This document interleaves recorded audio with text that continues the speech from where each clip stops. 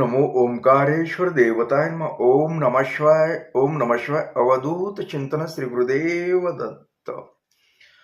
मंडळी, शंका समाधान या कार्यक्रमात मी संगमेश्वर गिरी श्री क्षेत्र ओंकारेश्वर देवस्थान बिलोद्यान जानेगाव इथून आपलं सर्वांचं हार्दिक स्वागत करतो. मंडळी, गुरुपौर्णिमा आता जवळ आलेली आहे. जशी जशी जवळ येते तसं खूप जणांचे फोन येऊ लागलेत. आता मी फोन सगळ्याचेच घेतोय असं नाहीये. मला जसा वेळ भेटेल तसं घेतो. मेसेज करू लागलेत की आम्हाला ऑनलाईन गुरुमंत्र घ्यायचा आहे. कुणी म्हणतं आम्हाला प्रत्यक्ष येऊन गुरुमंत्र घ्यायचा आहे, गुरु करायचा आहे, वगैरे वगैरे वगैरे. आणि आता सगळ्यांनाच नवीन समजा ऑनलाईन घेणारे गुरुमंत्र आणि प्रत्यक्ष येऊन कानमंत्र गुरुमंत्र घेतील त्यांच्यासाठी बी सर्व माहिती मी थोडक्यात देणारच आहे. तशी जवळ आल्यानंतर बी देणार आहे, परंतु आज बी थोडीफार देणार आहे.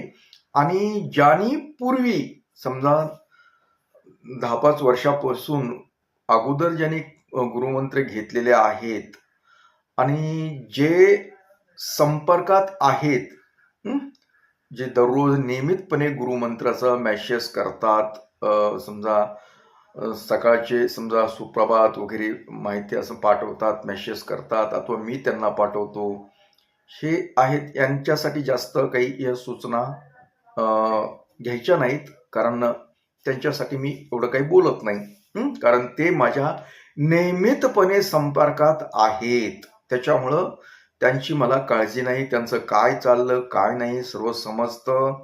तेही सांगतात, मीही त्यांच्याशी बोलतो मेसेजद्वारे, फोनद्वारे. आता प्रश्न राहिलाय की बऱ्याच वर्षापासून ज्यांनी गुरुमंत्र घेतलेला आहे आणि ते कुठल्याही संपर्कात नाहीत, समजा कसला संपर्क वगैरे करत बी नाहीत, आणि ते करत नसल्यामुळे मी पण करत नाही, कारण मला तेवढा वेळ नसतो परत परत तुमच्या मागे लागायला.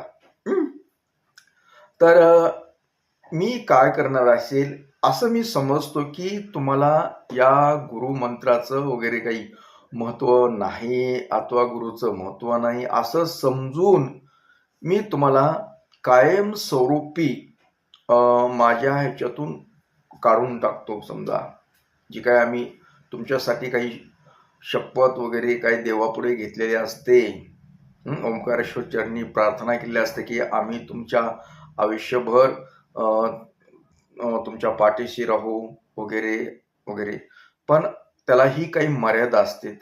शपथ आम्ही होऊन काही तुमची शपथ आम्ही मोडत नाहोत.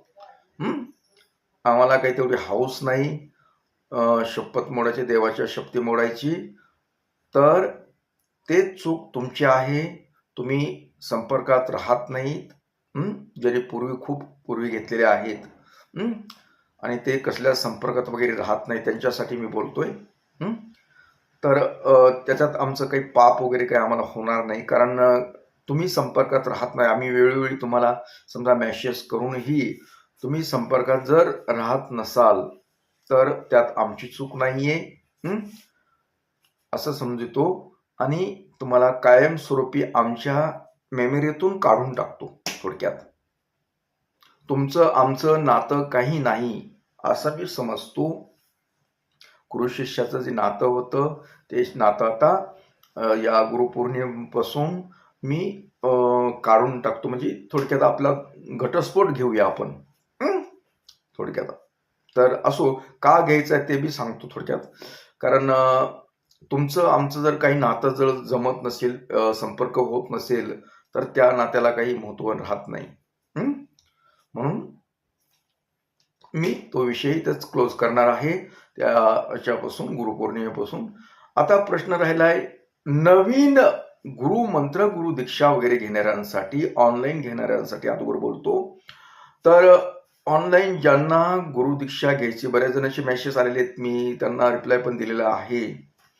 आता त्यांनी सर्वप्रथम एक उल्लेख करायचा, मेसेज करायचा व्हॉट्सअपला की आम्हाला ऑनलाईन गुरुमंत्र घ्यायचा, आमचं प्रत्यक्ष येणं होत नाहीये, तर तुम्ही आमचं नाव नोंदवा म्हणून तुमचं संपूर्ण नाव, पत्ता, एक पासपोर्ट साईजचा फोटो, आता पूर्ण असला फोटो पाहिजे आपल्याला, तुमची जन्मतारीख वगैरे सर्व, गोत्र काय असेल ते सर्व काही माहिती तुम्ही देऊ शकतात, जे तुमच्याकडे उपलब्ध आहे ते. आता आणि तुम्ही काय करायचं, ऑनलाईन घेणाऱ्यांसाठी बोलतोय आता. तर तुम्ही सर्वप्रथम तुमच्याकडे शिवलिंग असणं महत्वाचं आहे. नसेल तर धातूचं शिवलिंग मार्केटमधून घेऊन या, अथवा देवस्थानावर कुठल्याही मिळतं ते दुकानामध्ये, तिथून घेऊन या. म्हटल्यास तुम्ही रुद्राक्षाची माळ असेल तर ठीकच आहे, नसेल तर घ्या ते माळ, पण जप करण्याची माळ असते. तर आणि दुसरी गोष्ट, तुम्हाला स्त्री असाल, स्त्रियांना घ्यायचं असेल तर शक्यतो पांढरी साडी असावी नवीन. नसेल तुमच्याकडे उपलब्ध, नाही झाली उपलब्ध, तर घरातील फक्त लाल कलर सोडून थोडीशी फिकट वगैरे साडी नवीन असावी. ब्लाऊज तुमचं समजा अंतर्वस्त्र वगैरे सर्व नवीन असावं. ह्या सर्व गोष्टी तुमच्याकडे उपलब्ध पाहिजेत. शिवलिंग असलं पाहिजे, एक नवीन ताट वगैरे पूजा करण्यासाठी, आणि त्यासाठी साहित्य लागतं. बेलपत्र, फुले, पांढरी फुले, अक्षदा, अगरबत्ती वगैरे हे पूजेचं साहित्य. ह्या गोष्टी असणं गरजेचे आहेत. मी पूजा कशी करायची ते पण तुम्हाला सांगणारच आहे नंतर, पण हे साहित्य गोळा करून ठेवणं गरजेचं आहे त्यावेळेस. आणि हे झालं ऑनलाईन घेणाऱ्यांसाठी. आता माझ्याकडे प्रत्यक्ष येऊन जे दीक्षा घेणार आहेत त्यांनी शक्यतो नवीन कपडे असावेत. मग आता जसं सांगितलं ऑनलाईन वाल्यांना, तर तोच प्रकार आहे, फक्त तुम्ही इकडे घेऊन येणे गरजेचं आहे. पुरुष असाल तर त्यांनी टॉवेल अथवा गुंडाळण्यासाठी पांढरं वगैरे वस्त्र असावं नवीन, अथवा नवीन कपडे असले तरी चालतील. या गोष्टी.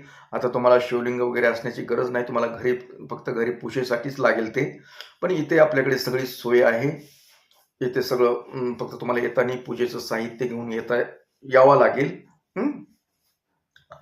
आणि प्रत्यक्ष जे इथे येऊन घेणार आहेत त्यांना समजा माळ वगैरे मिळेलच. आता समजा हे दूरवरचे, त्यांनी तिथले त्यांनी घेण्याची व्यवस्था करावी. आता तुम्हाला इथलं, आता ऑनलाईन घेणाऱ्यांसाठी सांगतो तुम्हाला, तिथे तुम्ही ज्यावेळेस मी तुम्हाला एक टाइम देणार आहे सकाळचा, त्या टायमामध्ये तुम्ही, मी ज्यावेळेस पूजा इकडे करणार आहे त्यावेळेस तुम्ही तिथे घरी, तुमच्या घरी त्याच टायमाला पूजेला बसायचं आहे. सर्वप्रथम शिवलिंगाला स्नान घालायचे, म्हणजे अभिषेक करायचा, आणि मंत्र काय ते तुम्हाला मिळून जाईल, तो मंत्र बोलायचा आहे पूजा वगैरे करून. आणि मग थोड्या वेळाने मी तुम्हाला, तुमची पूजा त्या टायमिंगमध्ये झाली असं समजून, तुम्हाला डायरेक्ट समजा नेटवर्क जर व्यवस्थित असेल तर तुम्हाला डायरेक्ट फोनद्वारे मी कानमंत्र देऊ शकेल, अथवा नाहीच झालं तर मी तुम्हाला मेसेजद्वारे तुमचा गुरुमंत्र, शिवमंत्र काय आहे ते मी तुम्हाला पाठवेल. तर अशा पद्धतीने थोडक्यात मी तुम्हाला माहिती द्यायला लागलो. आणि इथं प्रत्यक्ष येणारे आहेत त्यांना तर मी डायरेक्ट त्यांच्या कानामध्ये मंत्र मी देणारच आहे. तर आता हे मंत्र का घ्यायचे, का आहे याच्याबद्दल मी बोलेन नंतर. पण ज्याने आता मला खूप काही मेसेज केले होते बऱ्याच जणांनी, आम्हाला असं करायचंय, मला तसं करायचंय, तर त्यांच्यासाठी ही माहिती होती. तर तुम्ही सगळ्यांनीच काय करा, तुम्ही इथं येणारे असाल त्यानेही मला माझ्याकडे समजा नोंदणी करणं गरजेचं आहे, कारण मला किती जण येणार आहेत, मला वेळ किती, याच्यावर आधारित मला ते कामाचं नियोजन लावता येईल, पूजेचं नियोजन लावता येईल. आणि ज्यांनी ऑनलाईन घ्यायचे आहे त्यांनी सुद्धा लवकरात लवकर नाव नोंदणी करून घेणे आवश्यक आहे. कारण पुन्हा घाई गडबडीमध्ये तुमचं नाव माझ्यापर्यंत पोहोचतं, मी वाचेल का नाही वाचेल याची गॅरंटी नाही, कारण मला जशी पौर्णिमा जवळ येईल तसं मला घाई असते, गडबड असते, मग राहून जायचं.